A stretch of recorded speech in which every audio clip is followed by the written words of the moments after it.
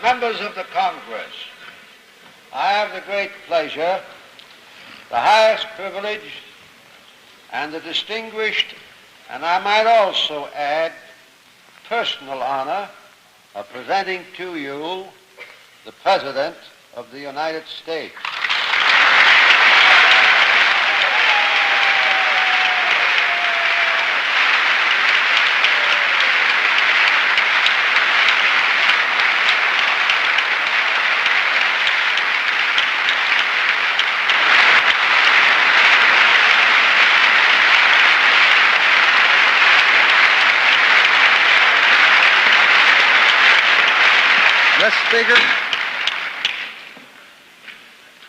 Mr. Speaker, Mr. President, members of the House and the Senate, my fellow Americans, I come before you tonight to report on the State of the Union for the third time. I come here to thank you and to add my tribute once more to the nation's gratitude for this, the 89th Congress. This Congress has already reserved for itself an honored chapter in the history of America. Our nation tonight is engaged in a brutal and bitter conflict in Vietnam. Later on, I want to discuss that struggle in some detail with you. It just must be the center of our concerns. But we will not permit those who fire upon us in Vietnam to win a victory over the desires and the intentions of all the American people.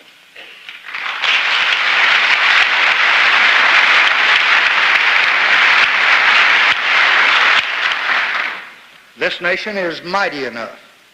Its society is healthy enough. Its people are strong enough to pursue our goals in the rest of the world while still building a great society here at home.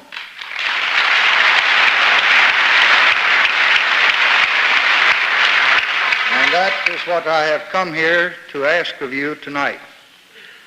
I recommend that you provide the resources to carry forward with full vigor the great health and education programs that you enacted into law last year.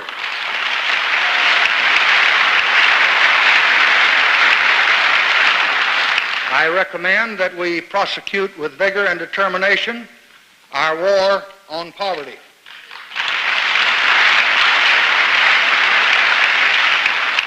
I recommend that you give a new and daring direction to our foreign aid program designed to make a maximum attack on hunger and disease and ignorance in those countries that are determined to help themselves and to help those nations that are trying to control population growth.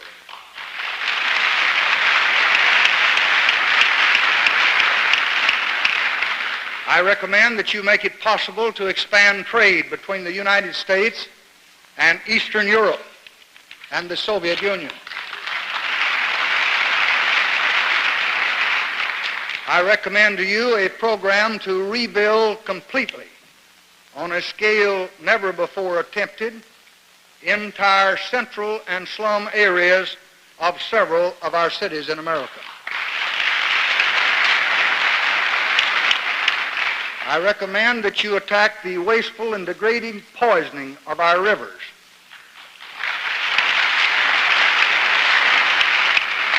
And as the cornerstone of this effort, clean completely entire large river basins. I recommend that you meet the growing menace of crime in the streets by building up law enforcement and by revitalizing the entire federal system from prevention to probation.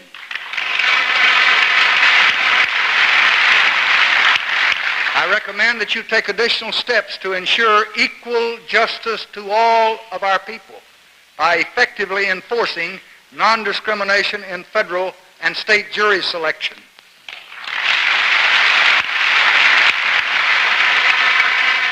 By making it a serious federal crime to obstruct public and private efforts to secure civil rights, and by outlawing discrimination in the sale of rental housing.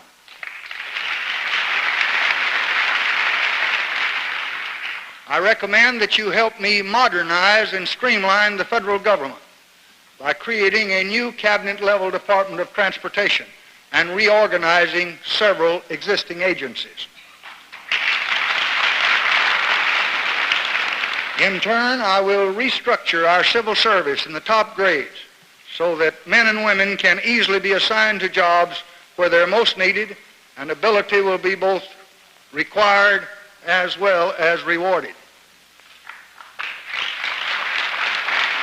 I will ask you to make it possible for members of the House of Representatives to work more effectively in the service of the nation through a constitutional amendment extending the term of a congressman to 4 years, concurrent with that of the president.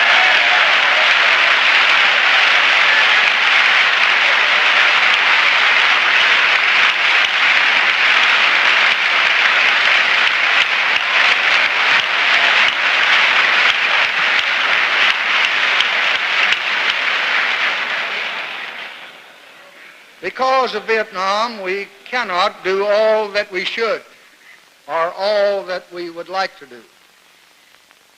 We will ruthlessly attack waste and inefficiency.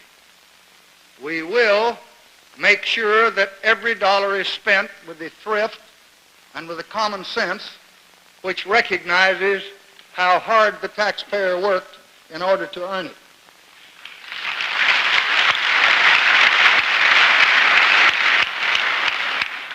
We will continue to meet the needs of our people by continuing to develop the Great Society. Last year alone, the wealth that we produced increased $47 billion,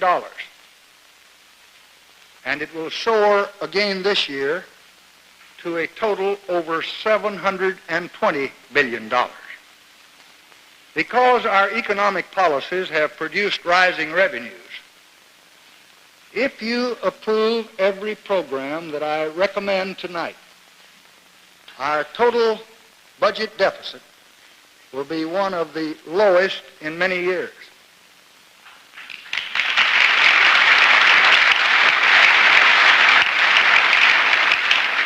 It will be only $1.8 billion next year.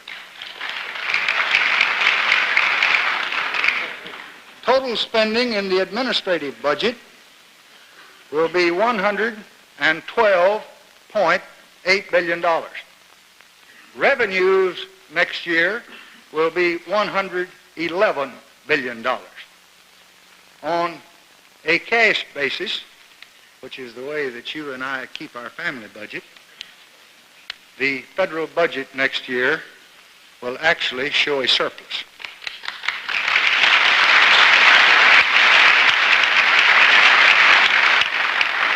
That is to say that if we include all the money that your government will take in and all the money that your government will spend, your government next year will collect $1/2 billion more than it will spend in the year 1967. I have not come here tonight to ask for pleasant luxuries or for idle pleasures.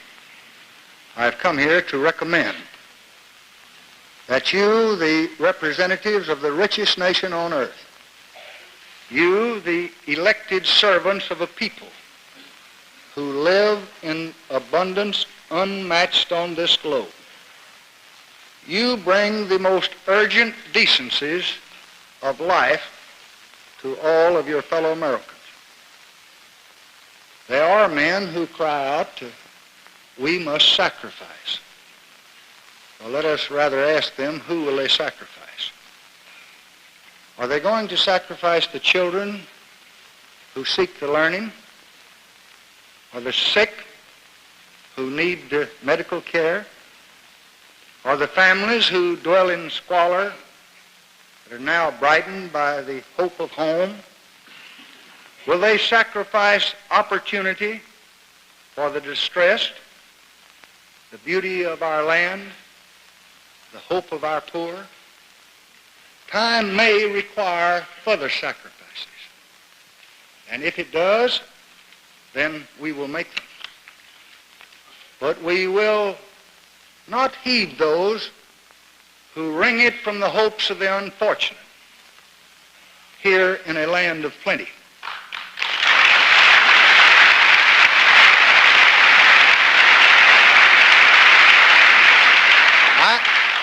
I believe that we can continue the Great Society while we fight in Vietnam.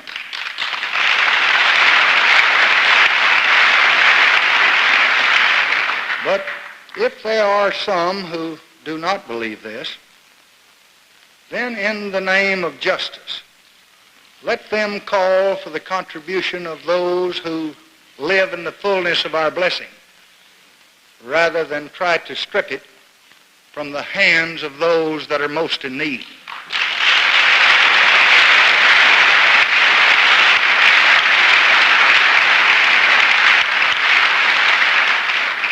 And let no one think that the unfortunate and the oppressed of this land sit stifled and alone in their hope tonight. Hundreds of their servants and their protectors sit before me tonight here in this great chamber. The Great Society leads us along three roads: growth and justice and liberation. First is growth. The national prosperity which supports the well-being of our people and which provides the tool of our progress. I can report to you tonight what you have seen for yourselves already. In every city and countryside, this nation is flourishing. Workers are making more money than ever, with after-tax income in the past 5 years up 33%. In the last year alone, up 8%. More people are working than ever before in our history, an increase last year of 2.5 million jobs. Corporations have greater after-tax earnings than ever in history. For the past 5 years, those earnings have been up over 65%. And last year alone, they had a rise of 20%. Average farm income is higher than ever. Over the past 5 years, it's up 40%. And over the past year, it's up 22% alone. I was informed this afternoon by the distinguished Secretary of the Treasury that his preliminary estimates indicate that our balance of payments deficit has been reduced from $2.8 billion in 1964 to $1.3 billion or less in 1965.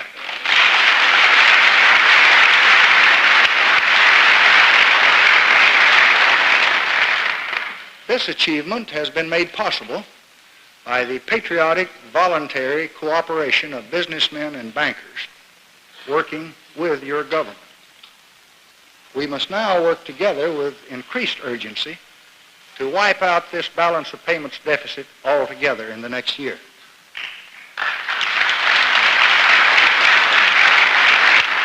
And as our economy surges toward new heights, we must increase our vigilance against the inflation which raises the cost of living and which lowers the savings of every family in this land.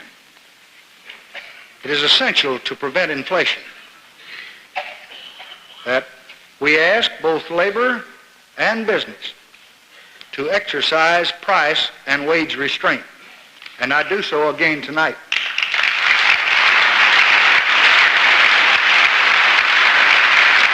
I believe it desirable, because of increased military expenditures, that you temporarily restore the automobile and certain telephone excise tax reductions made effective only 12 days ago, without raising taxes or even increasing the total tax bill paid.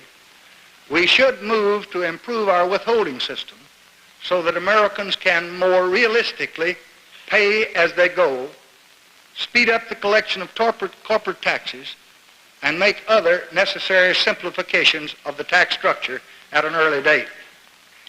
I hope these measures will be adequate, but if the necessities of Vietnam require it, I will not hesitate to return to the Congress for additional appropriations or additional revenues if they are needed.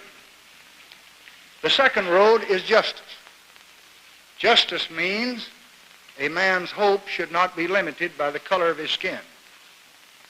I propose legislation to establish unavoidable requirements for non-discriminatory jury selection in federal and state courts, and to give the Attorney General the power necessary to enforce those requirements.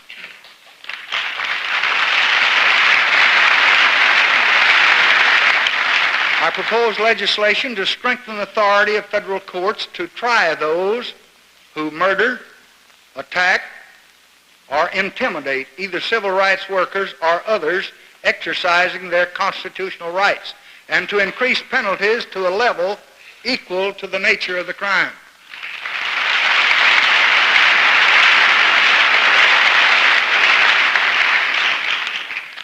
Legislation resting on the fullest constitutional authority of the federal government to prohibit racial discrimination in the sale or rental of housing.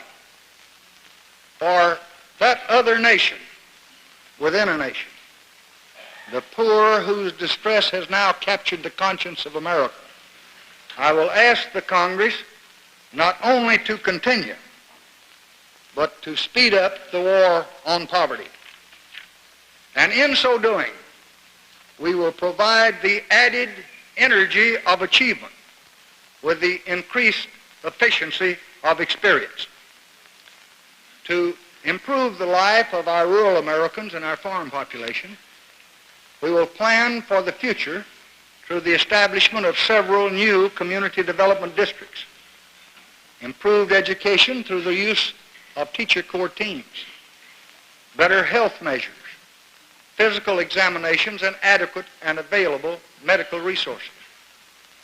For those who labor, I propose to improve unemployment insurance, to expand minimum wage benefits, and by the repeal of Section 14B of the Taft-Hartley Act, to make the labor laws in all our states equal to the laws of the 31 states which do not have tonight right-to-work measures.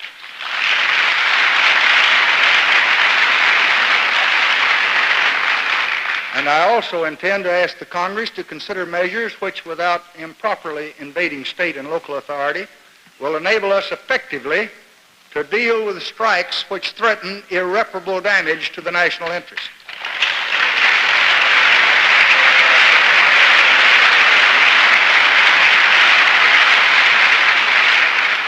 The third path is the path of liberation. It is to use our success for the fulfillment of our lives. A great nation is one which breeds a great people.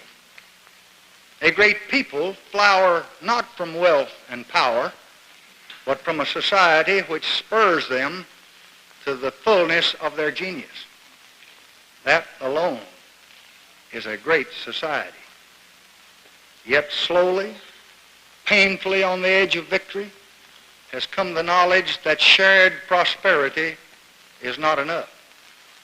In the midst of abundance, modern man walks oppressed by forces which menace and confine the quality of his life, and which individual abundance alone will not overcome.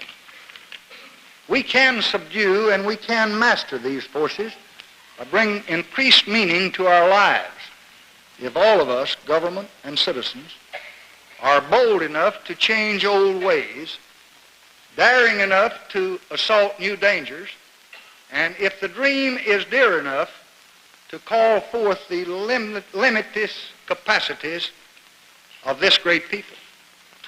This year, we must continue to improve the quality of American life. let us fulfill and improve the great health and education programs of last year, extending special opportunities to those who risk their lives in our armed forces.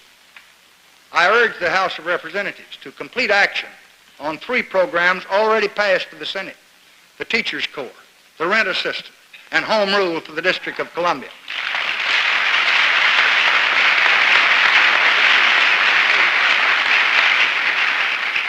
In some of our urban areas, we must help rebuild entire sections of neighborhoods containing, in some cases, as many as 100,000 people. Working together, private enterprise and government must press forward with the task of providing homes and shops, parks and hospitals, and all the other necessary parts of a flourishing community where our people can come to live the good life. I will offer other proposals to stimulate and to reward planning for the growth of entire metropolitan areas. Of all the reckless devastations of our national heritage, none is really more shameful than the continued poisoning of our rivers and our air. We must undertake a cooperative effort to end pollution in several river basins, making additional funds available to help draw the plans and construct the plants that are necessary to make the waters of our entire river systems clean and make them a source of pleasure and beauty for all of our people. To attack and to overcome growing crime and lawlessness, I think we must have a stepped-up program to help modernize and strengthen our local police forces. Our people have a right to feel secure in their homes and on their streets, and that right just must be secured.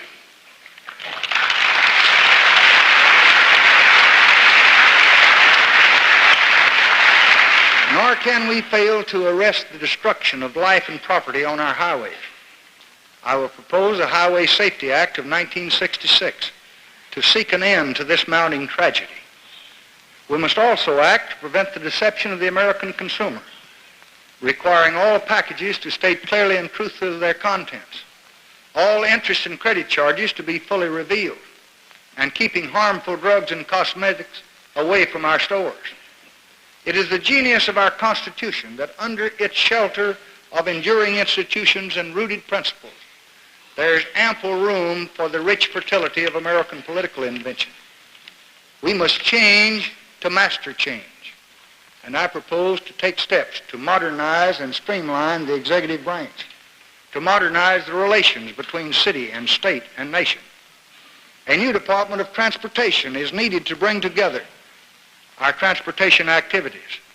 The present structure, 35 government agencies, spending $5 billion yearly, makes it almost impossible to serve either the growing demands of this great nation or the needs of the industry or the right of the taxpayer to full efficiency and real frugality.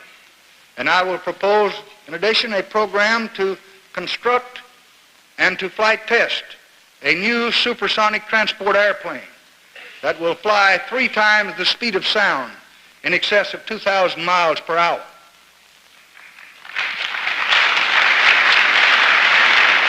I propose to examine our federal system, the relation between city, state, nation, and the citizens themselves.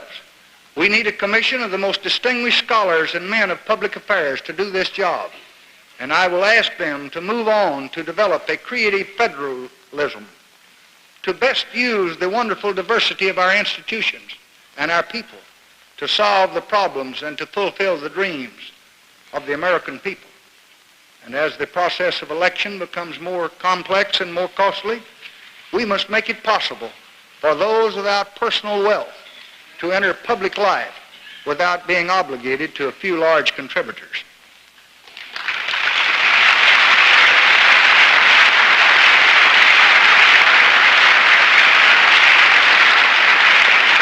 Therefore, I will submit legislation to revise the present unrealistic restriction on contributions, to prohibit the endless proliferation of committees, bringing local and state committees under the Act, to attach strong teeth and severe penalties to the requirement of full disclosure of contributions, and to broaden the participation of the people through added tax incentives, to stimulate small contributions to the party and to the candidate of their choice.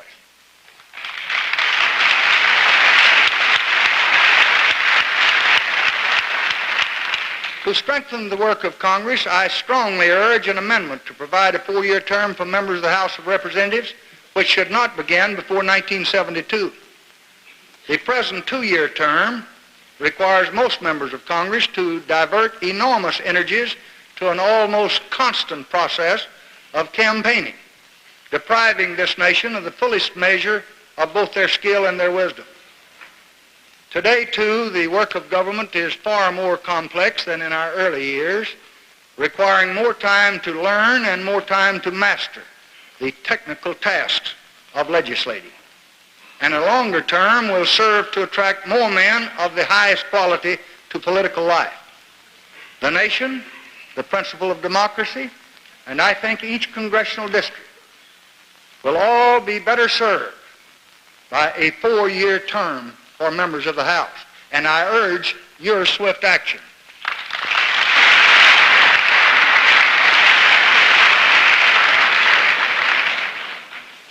Tonight, the cup of peril is full in Vietnam.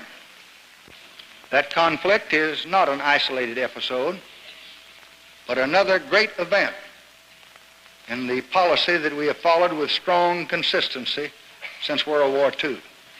The touchstone of that policy is the interests of the United States, the welfare and the freedom of the people of the United States. But nations sink when they see that interest only through a narrow glass. In a world that's grown small and dangerous, pursuit of narrow aims could bring decay and even disaster. And America, that's mighty beyond description, yet living in a hostile or despairing world, would be neither safe nor free to build a civilization to liberate the spirit of man. In this pursuit, we helped rebuild Western Europe. We gave our aid to Greece and Turkey, and we defended the freedom of Berlin. In this pursuit, we have helped new nations toward independence. We have extended a helping hand to the Peace Corps and carried forward the largest program of economic assistance in the world. And in this pursuit, we work to build a hemisphere of democracy and of social justice. And in this pursuit, we have defended against communist aggression in Korea under President Truman, in the Formosa Straits under President Eisenhower, in Cuba under President Kennedy, and again in Vietnam.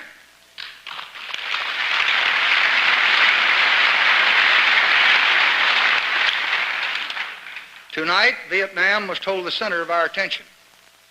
But across the world, problems and opportunities crowd in on the American nation.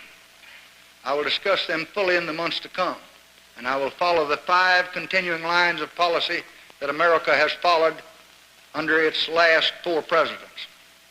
The first principle is strength. Tonight, I can tell you that we are strong enough to keep all of our commitments. We will need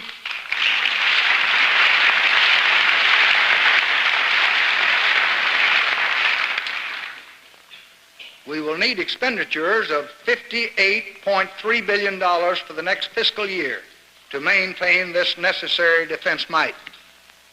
While special Vietnam expenditures for the next fiscal year are estimated to increase by $5.8 billion, I can tell you that all the other expenditures put together in the entire federal budget will rise this coming year by only 0.6 billion.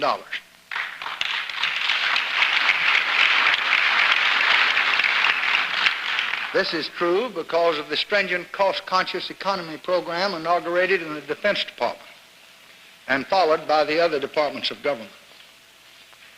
A second principle of policy is the effort to control and to reduce and to ultimately eliminate the modern engines of destruction.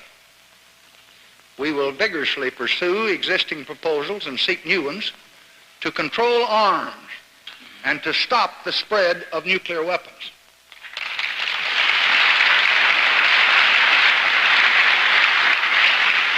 A third major principle of our foreign policy is to help build those associations of nations which reflect the opportunities and the necessities of the modern world. By strengthening the common defense, by stimulating world commerce, by meeting new hopes, these associations serve the cause of a flourishing world. We will take new steps this year to help strengthen the Alliance for Progress, the unity of Europe, the Community of the Atlantic, the regional organizations of developing continents, that supreme association, the United Nations.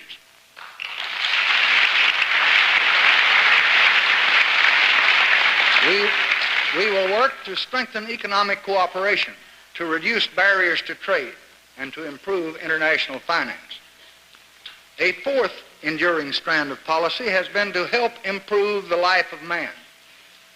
From the Marshall Plan to this very moment tonight, that policy has rested on the claims of compassion and the certain knowledge that only a people advancing in expectation will build secure and peaceful lands. This year, I propose major new directions in our program of foreign assistance to help those countries who will help themselves. We will conduct a worldwide attack on the problems of hunger and disease and ignorance. We will place the matchless skill and the resources of our own great America in farming and in fertilizers at the service of those countries committed to develop a modern agriculture. We will aid those who educate the young in other lands, and we will give children in other continents the same head start that we're trying to give our own children. To advance these ends, I will propose the International Education Act of 1966.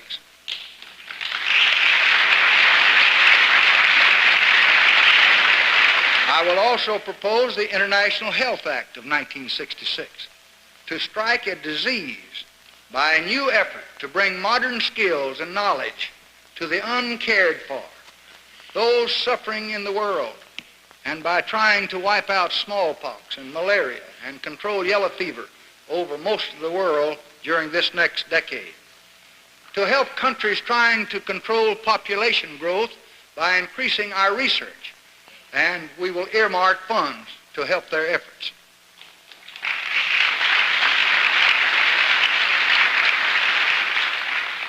In the next year, from our foreign aid sources, we propose to dedicate $1 billion to these efforts, and we call on all who have the means to join us in this work in the world.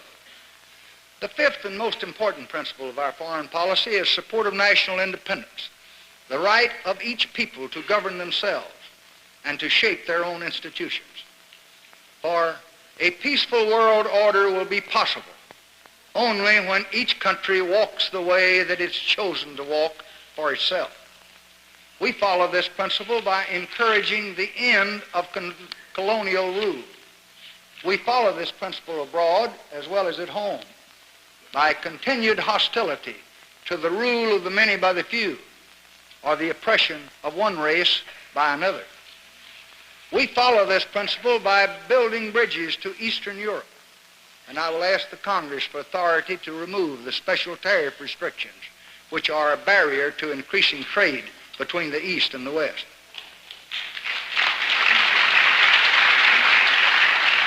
The insistent urge toward national independence is the strongest force of today's world in which we live. In Africa and Asia and Latin America, it is shattering the designs of those who would subdue others to their ideas or their will. It is eroding the unity of what was once a Stalinist empire. In recent months, a number of nations have cast out those who would subject them to the ambitions of mainland China. History is on the side of freedom and is on the side of societies shaped from the genius of each people. History does not favor a single system or belief unless force is used to make it so. And that's why it's been necessary for us to defend this basic principle of our policy, to defend it in Berlin and in Korea and in Cuba, and tonight in Vietnam.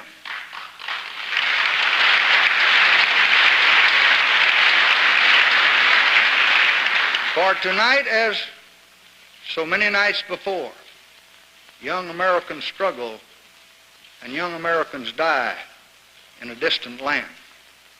Tonight, as so many nights before, the American nation is asked to sacrifice the blood of its children and the fruits of its labor for the love of its freedom. How many times in my lifetime and in yours have the American people gathered as they do now to hear their president tell them of conflict and tell them of danger? Each time they have answered. They've answered with all the effort that the security and the freedom of this nation required. And they do again tonight in Vietnam.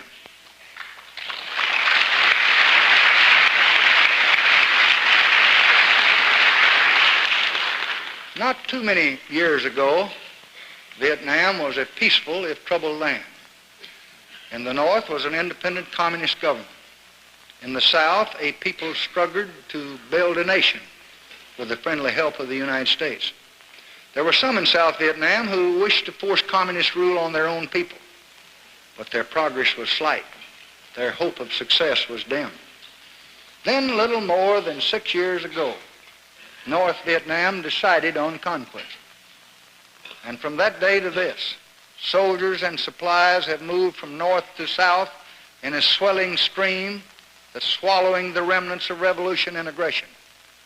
And as the assault mounted, our choice gradually became clear. We could leave, abandoning South Vietnam to its attackers and to certain conquest, or we could stay and fight beside the people of South Vietnam. We stayed, and we will stay until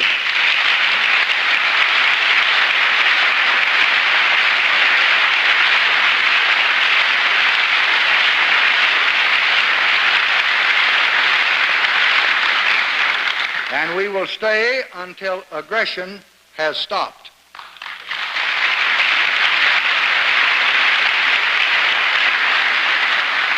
We will stay because a just nation cannot leave to the cruelties of its enemies a people who have staked their lives and independence on America's solemn pledge, a pledge which has grown through the commitments of 3 American presidents.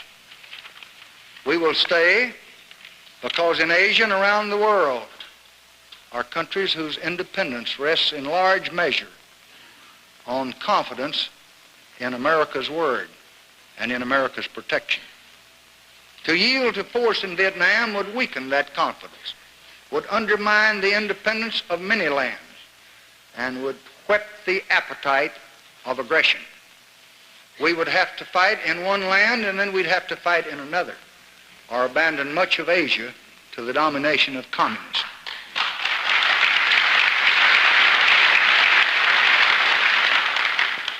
And we do not intend to abandon Asia to conquest.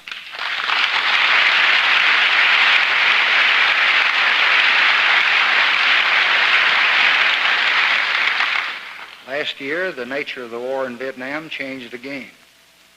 Swiftly increasing numbers of armed men from the north crossed the borders to join forces that were already in the south.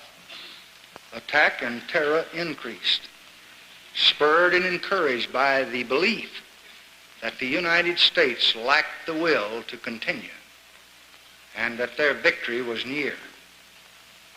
Despite our desire to limit conflict, it was necessary to act, to hold back the mounting aggression, to give courage to the people of the South, and to make our firmness clear to the North. Thus, we began limited air action against military targets in North Vietnam. We increased our fighting force to its present strength tonight of 190,000 men. These moves have not ended the aggression, but they have prevented its success.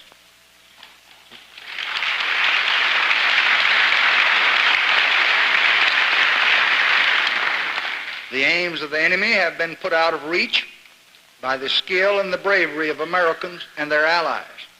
and by the enduring courage of the South Vietnamese, who I can tell you have lost 8 men last year for every one of ours. The enemy is no longer closer to victory. Time is no longer on his side. There is no cause to doubt the American commitment.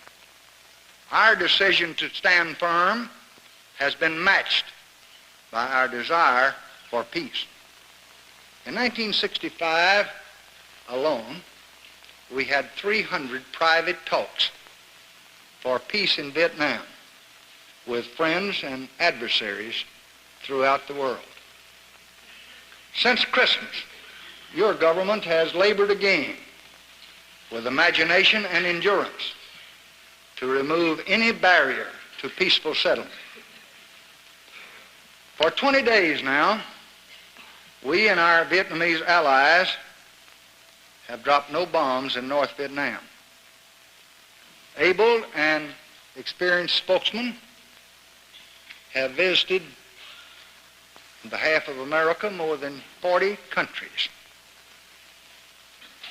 We have talked to more than 100 governments, all 113 that we have relations with, and some that we don't. We've talked to the United Nations, and we've called upon all of its members to make any contribution that they can toward helping obtain peace. In public statements and in private communications, to adversaries and to friends, in Rome and Warsaw, in Paris and Tokyo, in Africa and throughout this hemisphere, America has made her position abundantly clear. We seek neither territory nor bases, economic domination or military alliance in Vietnam. We fight for the principle of self-determination, that the people of South Vietnam should be able to choose their own course, choose it in free election, without violence, without terror, and without fear.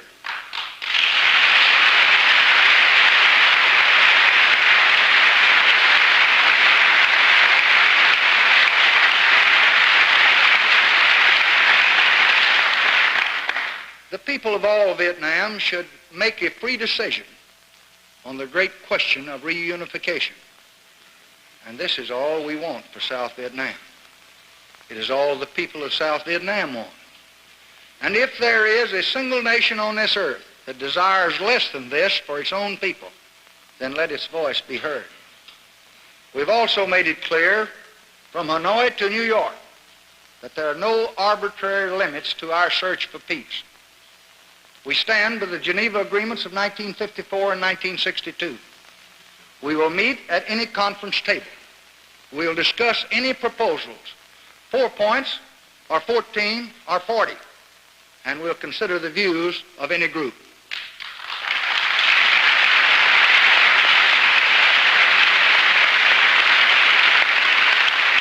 We will work for a ceasefire now, or once discussions have begun.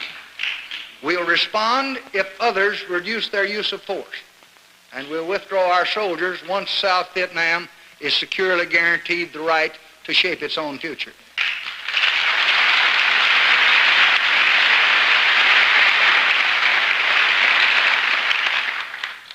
We have said all this, and we have asked and hoped, and we've waited for a response.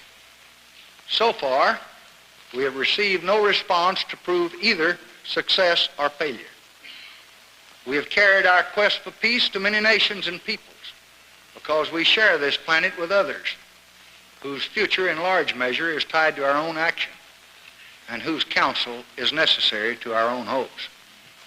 We have found understanding and support, and we know they wait with us tonight for some response that could lead to peace. I wish tonight that I could give you a blueprint for this course and for the course of this conflict over the coming months. But we just cannot know what the future may require.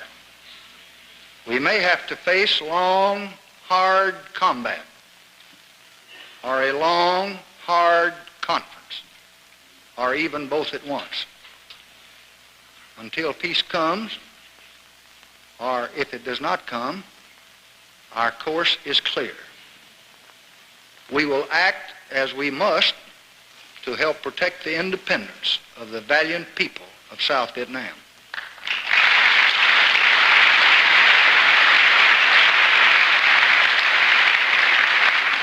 We will strive to limit the conflict, for we wish neither increased destruction, nor do we want to invite increased danger. But we will give our fighting men what they must have: every gun and every dollar and every decision, whatever the cost or whatever the challenge.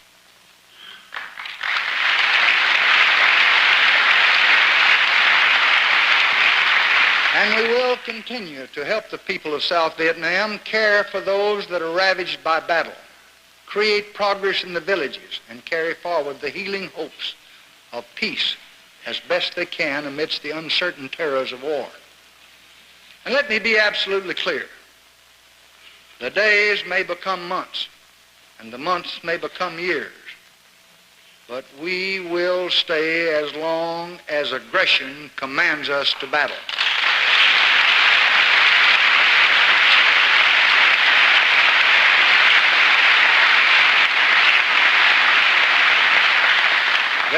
There may be some who do not want peace, whose ambitions stretch so far that war in Vietnam is but a welcome and convenient episode in an immense design to subdue history to their will. But for others, it must now be clear: the choice is not between peace and victory. It lies between peace and the ravages of a conflict from which they can only lose. The people of Vietnam, North and South, seek the same things: the shared needs of man, the needs for food and shelter and education, the chance to build and work and till the soil free from the arbitrary horrors of battle, the desire to walk in the dignity of those who master their own destiny. For many painful years, in war and revolution and infrequent peace, they have struggled to fulfill those needs. It is a crime against mankind that so much courage and so much will and so many dreams must be flung on the fires of war and death. To all of those caught up in this conflict, we therefore say again tonight: let us choose peace, and with it the wondrous works of peace. And beyond that, the time when hope reaches toward consummation, and life is the servant of life. In this work, we plan to discharge our duty to the people whom we serve. This is the State of the Union. But over it all, wealth and promise and expectation, lies our troubling awareness of American men at war tonight. How many men who listen to me tonight have served their nation in other wars? How very many are not here to listen? The war in Vietnam is not like these other wars.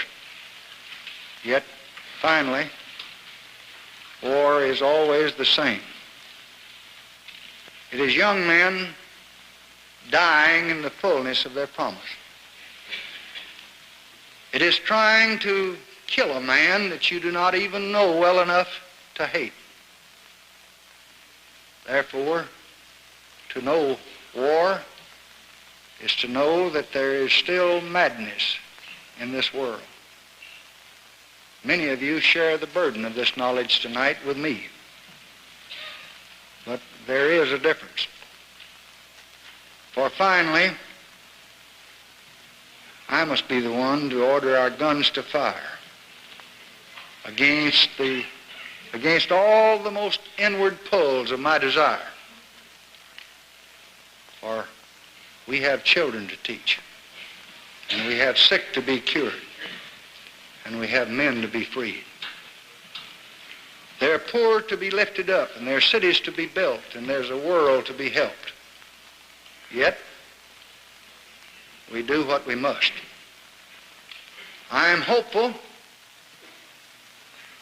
and I will try with best I can with everything I've got to end this battle and to return our sons to their desires. Yet, as long as others will challenge America's security and test the dearness of our beliefs with fire and steel, then we must stand or see the promise of 2 centuries tremble.